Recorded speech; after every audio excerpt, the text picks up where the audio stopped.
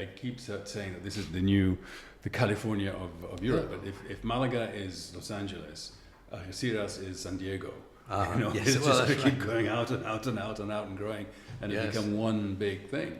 That's right. But it was always said years ago that this was the California of Spain. Yeah. But I think it's only in recent years it's really come to be. End up going into the family business, but it was sold when I was about 13. So my mother took me to the careers officer in Glasgow and said, right, can you chat to my son? And the careers officer came and he went like that. He drew that on a bit of paper.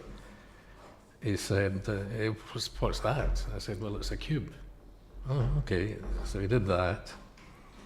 And he said, what's that? I said, it's a box with a lid on it. He said, I think you should be an architect. I'm quite sure my mother had primed him. Right. Because she always thought I should be. Welcome to Charlie in Sotogrande, the podcast where we look at the people, the places, and the passions that make Sotogrande this fantastic community it is. Colin McLundie is a well-known architect who's called Sotogrande his home since 1991. For over 30 years, he's been designing beautiful homes and community spaces here, even contributing to local landmarks like the Sotogrande International School. Colin's passion for sustainable design and his friendly, down-to-earth approach have made him a beloved member of the community.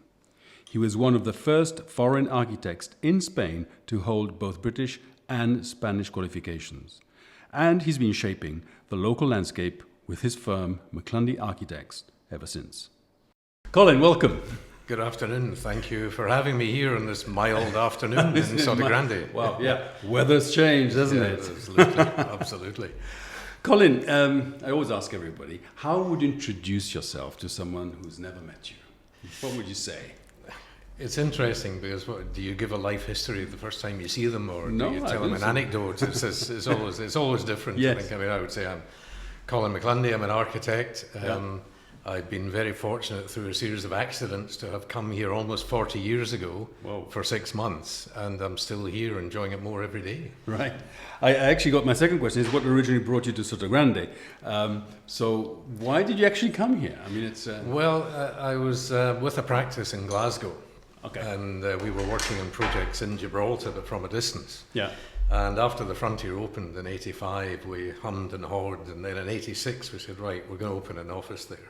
And I came down ostensibly for 6 months, right, with nothing really. I just came down and started knocking on doors. And were you married? Your family? I was married. My first wife was an architect. So she was still working up in Glasgow. Yeah. So I was here for 6 months on my own, for better or worse. Okay, I'm sure it was better. Yeah, and therefore so Gibraltar. Yes, that was the initial step in Gibraltar. And then we did a lot of work there, some great projects, Yiske House and Portland House and Regal House were three of the main things we did at that time. But then the Black Monday came and the crash that came after that in 1989. Yeah. And it was dire. Everything stopped. Everything came to a halt down here. So I decided that I had to concentrate somewhere. And I decided to concentrate my efforts over here. We had a couple of small projects and villas and things to begin with. And I basically separated from my partners in Scotland, and we agreeably separated. I came across in 91 and set up McLundie Architects over here. Wow. What made you want to be an architect in the first place? Was that something going back into childhood? Well, I wonder if we can we do anything graphically, because it's a story I tell if there was a bit of paper, if we can. Sure. Yeah. I don't know if this will come out, guys. Because I thought I was going to end up going into the family business, but it was sold when I was about 13. So my mother took me to the careers officer in Glasgow and said, right, can you chat to my son? And the careers officer came and he went like that. He drew that on a bit of paper. He said, what's that? I said, well, it's a cube. Oh, okay. So he did that. And he said, what's that? I said, it's a box with a lid on it. He said, I think you should be an architect. I'm quite sure my mother had primed him. Right. Because she always thought I should be. So it looked like a cube initially, and then so you could get the dimensions, you get the 3D, you could get the... absolutely. So that's what made me go. Wow. For anyone that's listening and can't see this on Spotify perhaps, what Colin just did, he drew a cube, and he recognized it as a cube, and then a lid. So he did some weird lines, and it just comes out. So. Yes, exactly. Sounds really good. Yeah. Okay, so that pushed you along and gave you a bit of inspiration, perhaps. Absolutely, and it gave me a focus. And Yeah. I'd always been good at art, and I'd always Yeah. been, I was a very young kid building things with Lego, so I guess Yeah. it was always in there as a Right, sort of starting right. point. Okay. And went to Strathclyde University, studied there, and had a great education Yeah. there, and some strong friends who were still, and we worked with since then. Okay, and it's great what your parents do for you, isn't it? Yeah. That they push you when Absolutely, Yeah. quietly, Yeah. and just you move right. you around a wee bit, Yeah. just to. Tell me, I've seen you at golf clubs. So did you pick up golf back home? Was it something? Well, was it yes, passion? absolutely. I played since I was about 9 years of age, and I haven't improved.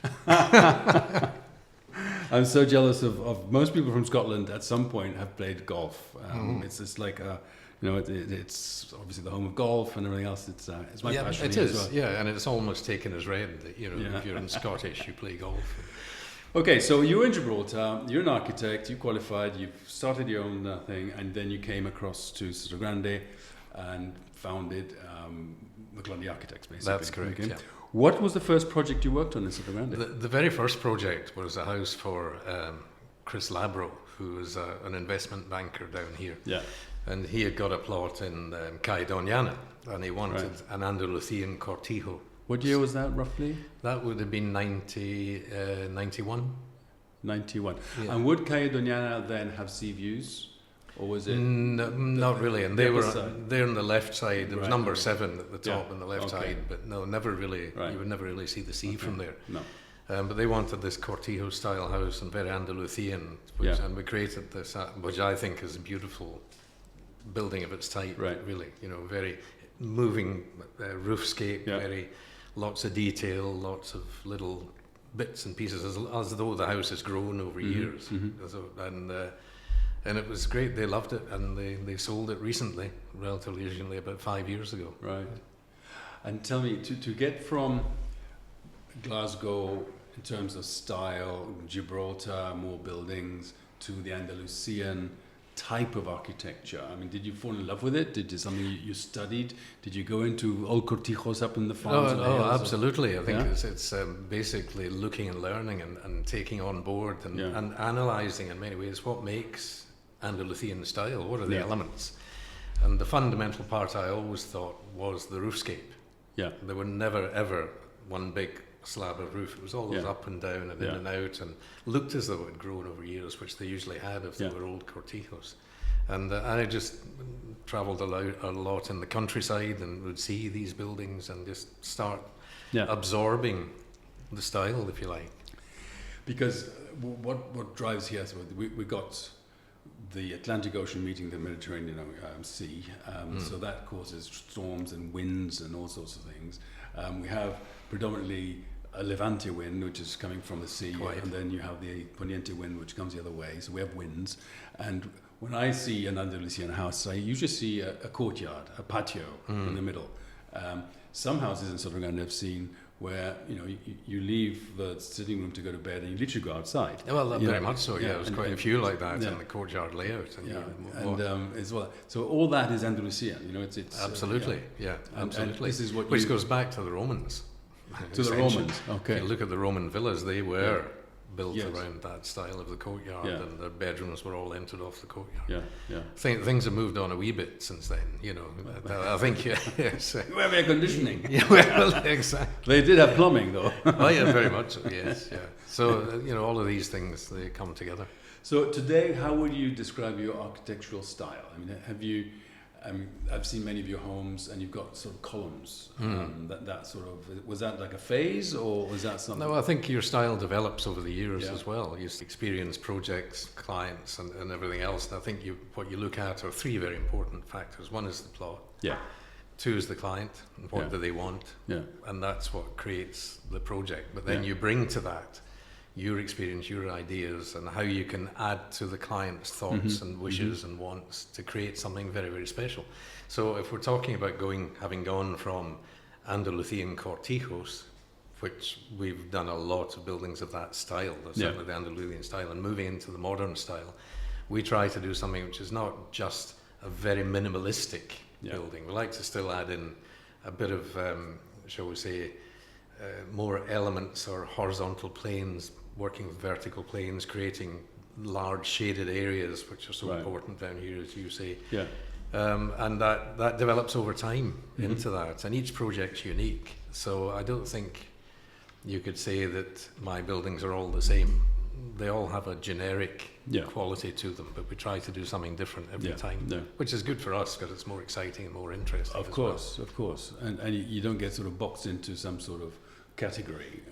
Well, that's right. My great influences have always been Frank Lloyd Wright and Charles Rennie Mackintosh. And you look at the Frank Lloyd Wright prairie houses, there was a lot of that time of the big roof overhang, but very simple shapes, but interest and movement and everything else. And I stay away from the pure minimalism because I don't like it. Are there houses here that you say, wow, or why that so different? I mean, for example, you go to the Caribbean and you have these houses with, I suppose in America as well, with big sort of upstairs. The second story has a porch all around it, or a veranda. Absolutely.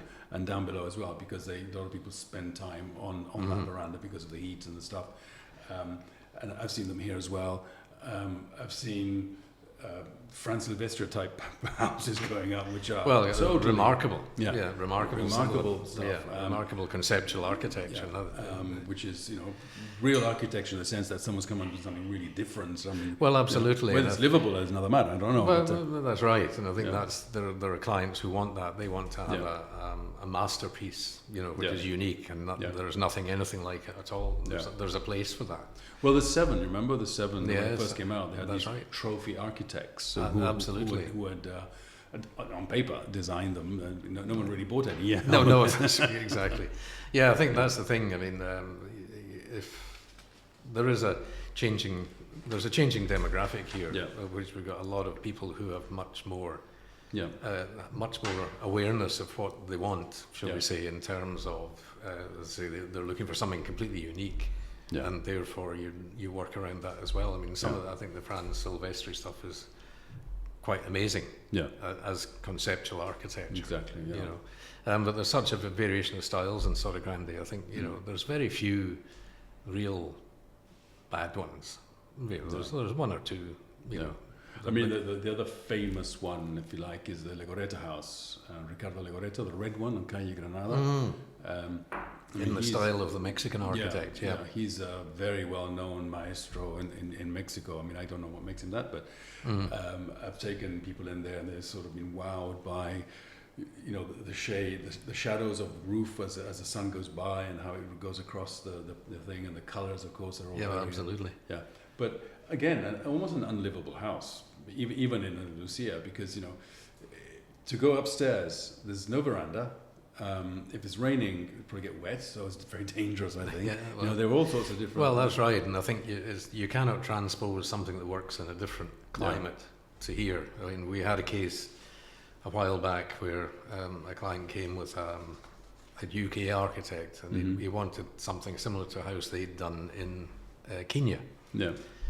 But the concept at the end of the day really didn't work in many ways, because if you have to go outside to get to the bedrooms, and in wintertime here, sometimes you don't want to do that. Of course not. Exactly. So that never really came to anything, unfortunately, for the client and everyone else.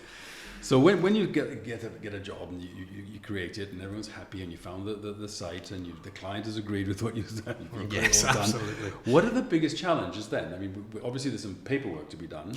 Paperwork is not too bad. We tend to work.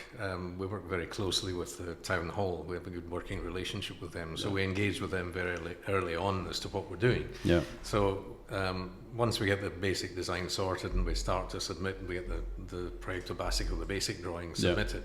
And then whilst it's being processed, then we do all the rest of the working drawings, bills of quantities, tenders and everything else. So really when the license comes out, that ties in pretty well with when everything's ready to go. And that's what, 6-8 months? 6 months, thereabouts. 6 months? 5 to 6, depends on the complexity of the project. Right.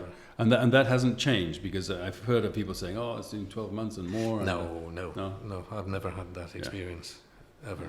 Okay. And it depends. And to be fair, the town hall at sometimes the technical department is overworked because there's just so many projects coming in. So there's there can be a bottleneck, but Sure.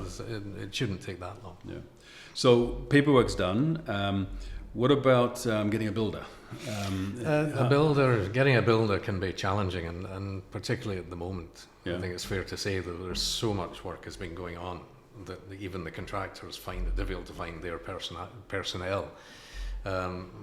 So you have to be very careful, because you may know the contractor well, but he then can't get the people.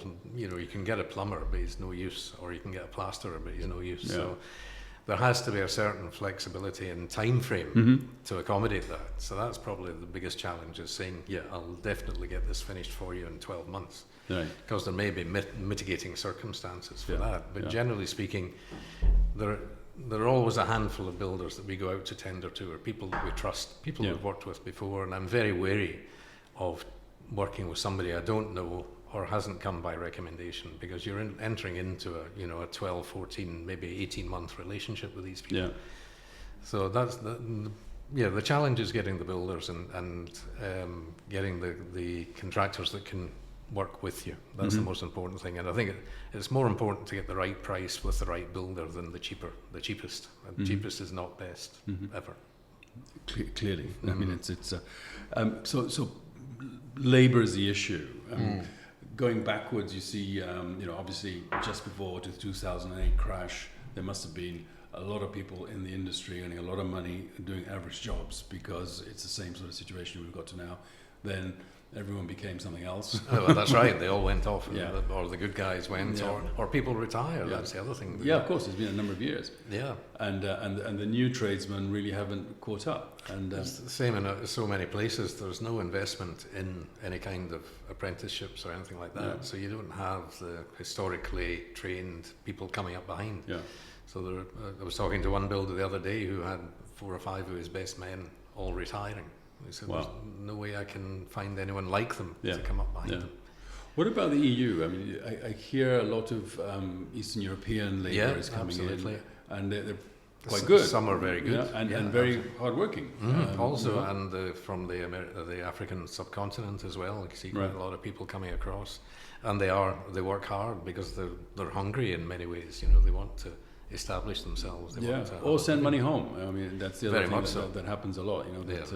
People come out and go literally make their fortune elsewhere and then send the money back home. Absolutely, Yeah. Yes. So we have a town hall that seems to work.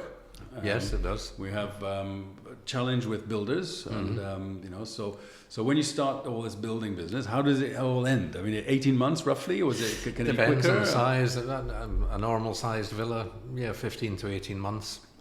We've got one we're doing just now, which is about 1,200, 1,300 square meters, built area plus terrace and everything else, and that will be 21 months. Yeah. And material costs as well. They've sort of varied because of the war in Ukraine. I think something happened there. They have gone up, and everything's risen, and the price rises after COVID were exponential. But they've now, COVID, because there was a sort of lag of natural price increases. But now they seem to be levelling off a bit more. Just as well. Yeah, indeed. Because it is the numbers are getting bigger and bigger, and I remember when nearly 20 years ago, 1,500, 1,800 was the sort of quote. Yes, We're now talking 2,500, 3,300. Well, and that's more. right, and depending on what the finishes are exactly. But you've seen it yourself that just when all the prices were going up so hard, and people were saying, "Well, I just can't do this project." Doesn't make sense. Yeah. But then suddenly the property values increased. Yeah. To make all of these things viable again. Yeah. No, I have two clients myself who have plots with projects that can't get the number right for their budget. That's a different thing. Yeah, and well, because it started as I got a plot and it cost me 300,000, 400,000, and I've got a plan for a house for 1.2 million, but now they're quoting me nearly 2. And whoop, it's just too much. And another one who's got the money, but he says, I just don't want to live in a 7 million house. It was all right when it was 5, but 7 is obscene. Well, that's right. Just can't do it. Yeah, I can't do it. So we're going to sell. We're going to get out of here. Yeah, so building really, I mean, for the benefit of the audience that are listening, anyone that's thinking of buying a plot to build, I think the message you're saying is, don't be fearful. It's No. Don't set yourself unrealistic limits or deadlines, shall we say. Be realistic about the overall time frame, to be a little bit flexible in that, because it's better to finish the thing properly a month later than try and force an earlier completion for a job that's just not right. Yeah. So I think you have to, it's not, the trouble is a lot of people say, oh, well, it's Spain, it'll never finish and everything else, but that's not true. No, it's not true. But there has to be flexibility. Yeah, okay. We've reached a point in Sotogrande, because it's 60 years old, that some of the very, very good plots down, particularly on the Costa side, have homes on them which really aren't fit for purpose today. No. And people came for holidays with a holiday home, and now they're coming all year round. Certainly after COVID, people have discovered a complete change. Sotogrande in May, Sotogrande in September and October. It's the best time. It exists. Yeah, it exists, and they're the best times because it's not super hot, it's not cold at all, and you can wear your t-shirts and play golf in shorts. Well, that's year right. round, That's right. Because as you say, the older properties were built with the view that the owner never went into the kitchen in the first place, because it was the staff and everything else. So they were designed a completely different way, functioned in a different way. So all of that contributes, and also all of the basic infrastructure of the house is just it's just not usable. Yeah, and the modern, even Spanish consumer wants to have open plan nearly. I mean, they've reached that point where they're very much onto a different way of, maybe they don't have staff that their parents used to have as well. That's very much the case as well, I think, yes. And the way of using the house and living, and whereas and the kids have to have substantial leisure and entertainment areas as well as the parents, so that all contributes to a different kind of living. I had a client once that came and he was looking for a house, and he said, the deal breaker is, from the kitchen, I have to be able to see the swimming pool. Absolutely, fundamental. And I was, what are you talking about? I said, Mum's in the kitchen, kids are in the pool, she wants to supervise. That's right. Yeah, absolutely. So there's all this sort of network of activities you have to coordinate and get them all to work. So that, you get privacy, you get shade, you get the supervision of the pool, you get the separate quiet areas and all that. And that all comes out of discussion with the client. Of course, who sometimes doesn't really know, doesn't think about it. No, exactly. You have to lead them. You have to lead them. Mm-hmm. Do you want a pagoda over there? Well, yes, that's right. So the new ones, are you getting involved with some refurbishments, or you'd rather knock them down and start again? No, it very much depends on the case. We did one a few years ago down in Sancho el Mayor, which was an older property, pretty well single story and just one bedroom up on the first floor. And we took that back, and some people said, well, you just knock it all down. And no, didn't feel that was right, because the structure in itself was perfect. So we basically took it back to the bare bones, extended the upper floor, and created a new modern home within the shell of what was there. And it works very well indeed. Yeah. I notice now that there are 3 in fact projects along between the roundabout and the golf club. Projects being refurbished.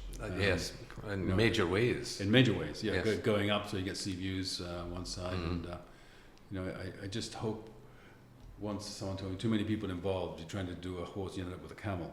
Well, that's where the architect has to have a kind of the role of an arbiter between all of these parties, really, to say, no, think about this carefully, and get a good result out of it all. Another feather in your cap is your involvement with the school. Indeed, you've extended, or you built the boarding house, and the extension that has finished, and the new one. That's right. That's right. Well, we were very lucky that we were involved right at the very beginning with Paul Templeton. From day one. Right, from day one. And before they moved from just down the road from Paniagua. Yeah, from that's right. And we worked very closely with Paul, and he was a great guy. He was a great motivator, and he had this vision of what he wanted for the school. And we went through various design options, but came up with a campus idea of the whole series of separate buildings. And that got built in 98, I would say, moving forward. And there it was going to be for 450 pupils, with a phase 2 for another 90. We had to build phase 2 before we even finished phase 1 because of the demand. Right. And then it's gone from there to what we see now with the new secondary school building that we did a couple of years ago, the boarding house, and now we're on to doing the new theatre complex, the music and drama, and a new canteen, which is very important because there's 1,350 pupils now. They all have to eat. What do you do? So we're moving the canteen out of where it is now and creating a big one underneath where all the theatre is. And because the theatre's going to the other place. Well, no, the theatre's getting built up the slope. Yeah. So the entrance to the theatre will be on the main road between the new part of the campus and the old. Okay. On the corner there. Yeah. And that provides a hinge, if you like. The auditorium is a kind of wedge shape, so that takes you around the corner with the buildings. Nice. Yeah, it's going to be stunning. Absolutely. And stunning. on the other side of the road, I noticed there's a piece of land there that's been worked on. Is that the car park? It's car parking. Right. Primarily for staff and for the workers who are working on site to get that all cleared off. Yeah. Try and minimise the blockage of traffic in the mornings. Because in a way, that's an example of the infrastructure issues we have in Sotogrande generally, because there's a focal point where people go drive twice a day. I mean, mostly to drop kids off and to collect them, I suppose, and staff are there all day, of course. But that's that's stretching at the street. Well, that's right, and that I'm sure will be resolved over the next couple of years with further expansion there, because that's not really working well at the moment. Right. And in terms of the school, is there a balance that you suggest in terms of educational classrooms typically and the architectural identity? Is that something that because I mean a box with some seats and desks is what I consider a classroom, but I'm sure today that's naive and thinking, and there's a lot more things, and simply I mean I used to have chalk. No, I never. Now they all have computers and it's presumably plugs. Well, that's right. Yeah. On all of the projects we've been doing since the first phase, we've been doing in conjunction with Soto Arquitecnia as well, Joaquin Almagro and his team. Joaquin, I know. So we've been working very closely on them with the laboratory designs and this kind of thing, and the classrooms. So they've had a big input to that, as has the client, obviously. So it's been a very fruitful development in terms of creating spaces which work for the pupils. Yeah. Cool. Getting back to the villas, I noticed you're doing one very big one, only because I'm on the 9th tee of I'm looking behind me. Yes. And your sign has gone up. Yes. That's a big property, because I think that's a pitch of a plot. It's an amazing plot. Because it's going to have views down the 9th. Well, it does, yes, and you don't really appreciate it until the plot was completely cleared. But we did before the house was demolished. Yeah, I climbed up on the roof with the client, so we could see what it'd be like from the first floor or whatever else, and what the views, potentially the views. But having cleared all of the undergrowth down at the bottom, it's really remarkable what the views are from there. And it's going to be a lovely property, and in an incredible position. Yeah.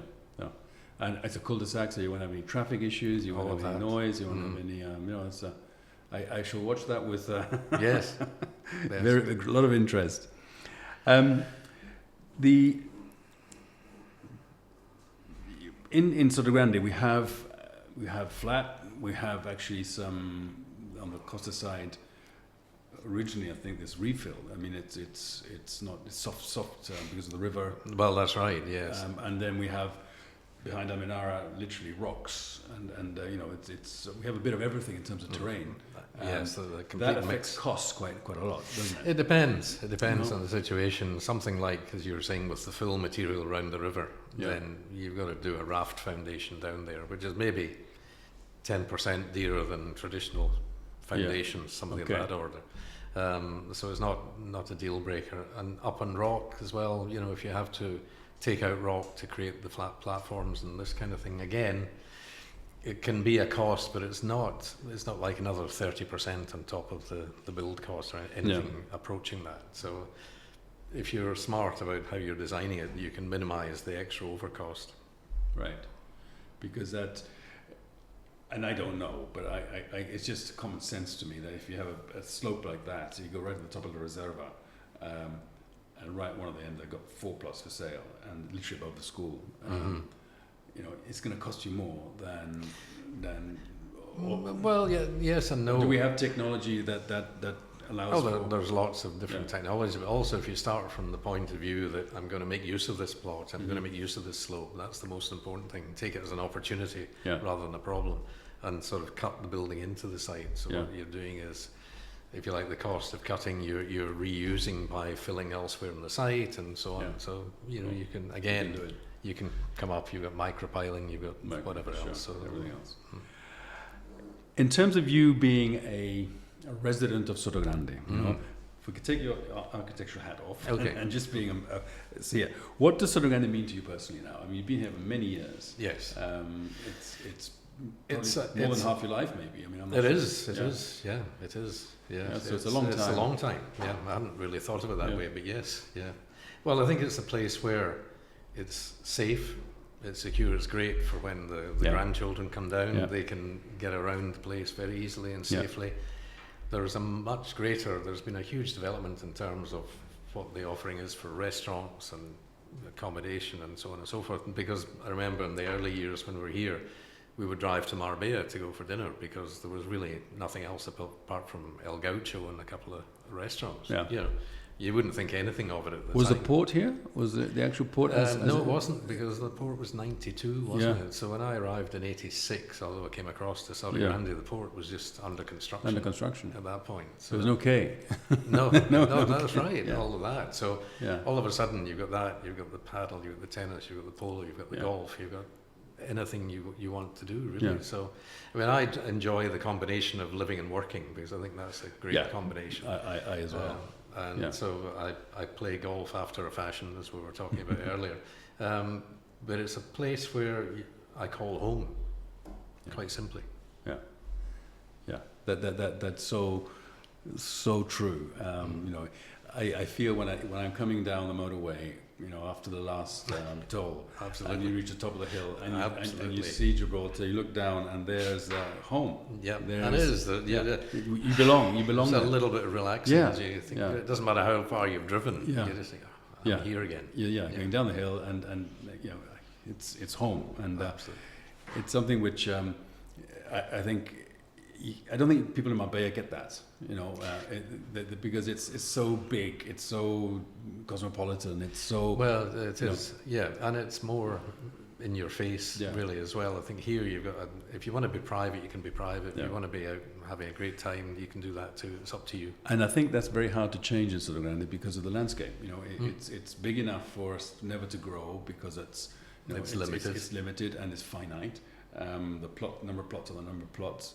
I know you can subdivide and divide and all this sort of stuff, but it's very, very little of it. Yeah, exactly. And I think that's the great strength. Is that it won't become a sea of tower blocks because it can't. But I keep saying that this is the California of Europe. But if Malaga is Los Angeles, Algeciras is San Diego. You know, it's just to keep going out and out and out and out and growing, and it become one big thing. That's right. But it was always said years ago that this was the California of Spain, but I think it's only in recent years it's really come to be in many ways. Well, I think more than Spain, Europe, because you know, if we take Algarve, you know, all the way up to Valencia, you know, I think all of that coastline, little by little, more and more people from Northern Europe will want to come down. As we get more clever in terms of, you know, videoing and zooming and all this business, it'll be much easier to, you know, have your place down here because of the weather, because of the lifestyle, because of the food, because of the sunlight, because of all those things that...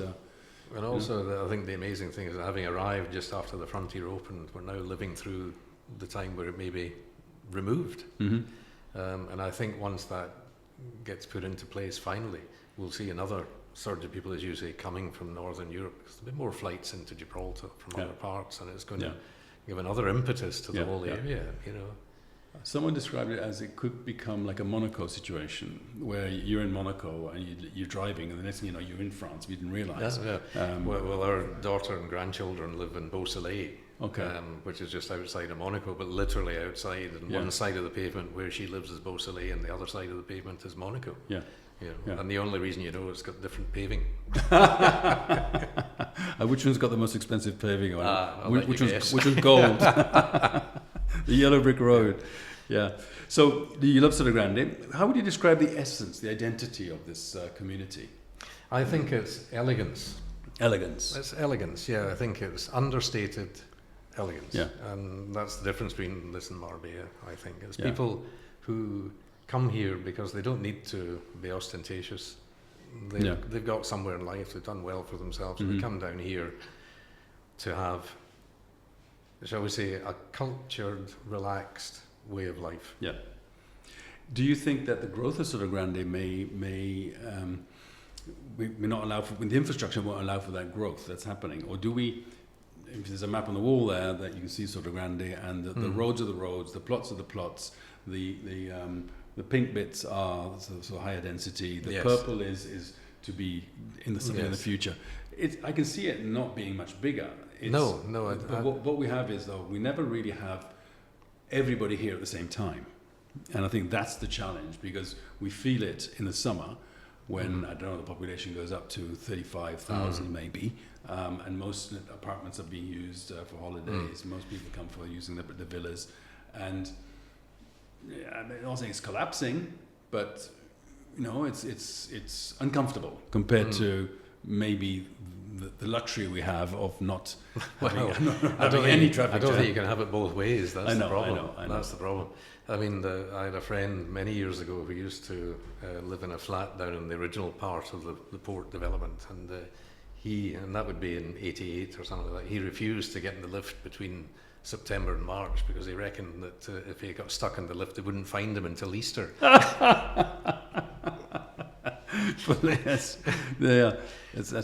how it's changed. I understand, and it's become more equalised, I think, through the year as well. But in terms of that, what would you think be the most urgent thing that we would have to look at?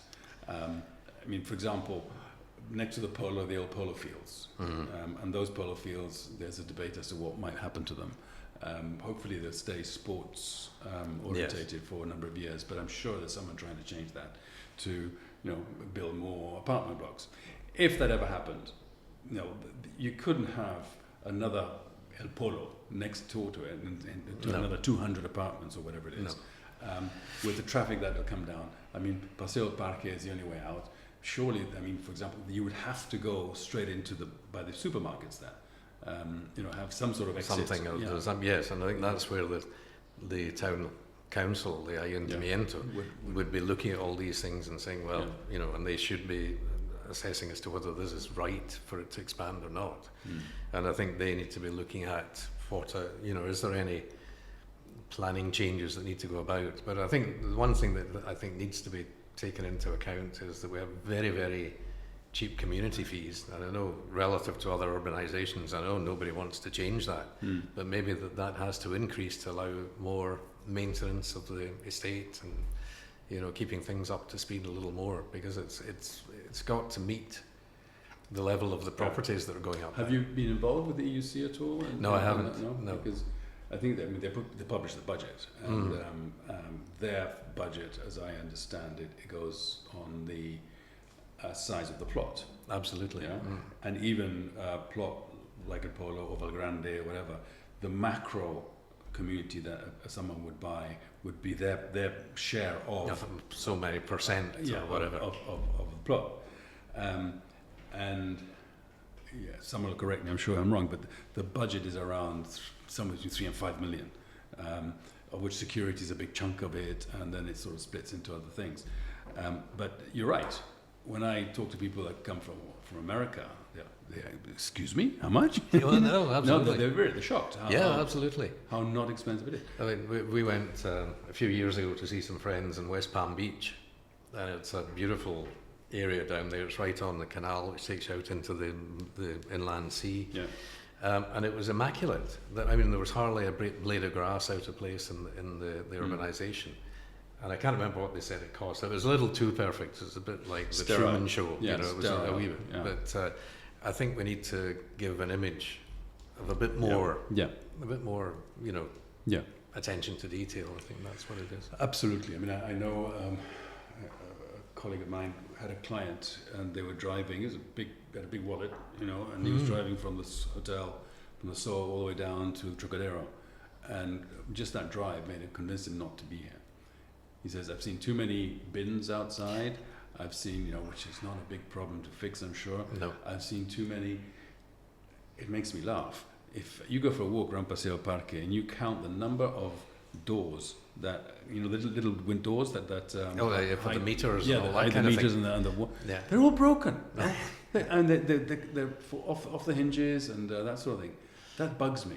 And the other thing that bugs me, which I think should be a must, is every house, whether someone's in the house or not, must have the outdoor lights on. The entrance to the house must have something on. Yes, yes. Because that would make it totally different. Because you drive around. Yeah, well, exactly. Then you get a nice ambience as you come down along the street, rather than feeling it's empty. And in today's and age, that doesn't cost money because you get LEDs. You get a solar thing that does it, and then it automatically comes on when it gets dark. Yeah. I can go to Leroy Merlin and get a lamp to put in my plants. Absolutely. And it lasts 2 years. It's But then lights you're asking the owners to have a slightly different attitude to their own properties. Then but all that which is not a bad thing. But it's this is where I think people are short-sighted. I don't use it all the time. I only use it 2 or 3 months of the year. Therefore, I'm happy with the charges. And when I say to them, yes, but I show people the properties all the time, and if we had it a little bit better, maybe the value of all your properties would go up. Exactly.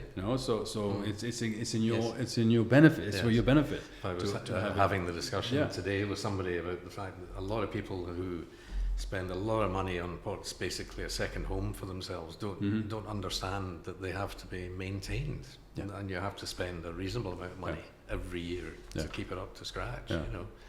And it's funny. It's quite strange. Yeah, I have this problem with people coming. I want this. I must have a swimming pool. And then you say, what are the charges on the house? What do it cost? It says maintenance of the swimming pool. This is water. You have to filter it, you have to clean it, you have to do all this. And you have to do it, then they don't understand it. It just takes a few days for it being out of sorts. And it goes green. Yes. Why does it go green? Anyways, it's very funny. From an infrastructure and urban growth, you feel it's you can't have it both ways. You'd be a bit of pain, sadly, for those who've seen it as a very peaceful, quiet, beautiful community. It's getting bigger, and we can't really stop that, can we?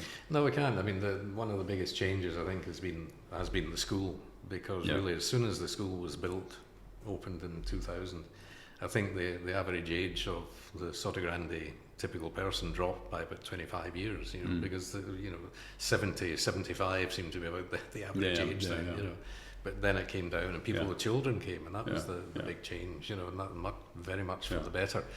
And sorry, I'm losing my point here, so I could do that children again. Coming younger. Yeah. No, the change in demographics is the biggest thing. Yeah. So you get more people coming down, more people living full time. Yeah. I in a previous life, I sold a product which I disapprove of now, which is cigarettes, and we did a lot of analysing of people, and we couldn't, remember the old A's and the B's and the C's. Yes, absolutely. A plus. A pluses were the very wealthy people, and down to E's or something, and that's how it was a socioeconomic, the size of your pocket, demographic thing. But tobacco didn't work that way. There's a thing called a psychographic analysis, and that meant that people from all income levels, there are certain people that took risks, certain people that were funny, certain people that had a different way of thinking, and the people that smoked fell into a category, who were, no one could beat me up. I'm the best guy in the world. Cigarettes will never affect me. Anyway, we're all the fun guys. I mean, when they stopped cigarette smoking and you had to go outside in the pub, that's where people had fun, in the car park, because all the boring guys were inside. That's right. And the people that took risks were there. And I think it's the same here. And now we're seeing people coming of all ages to Sotogrande for what Sotogrande offers as a community, which is everything you can have maybe in Marbella in terms of sports and all of that.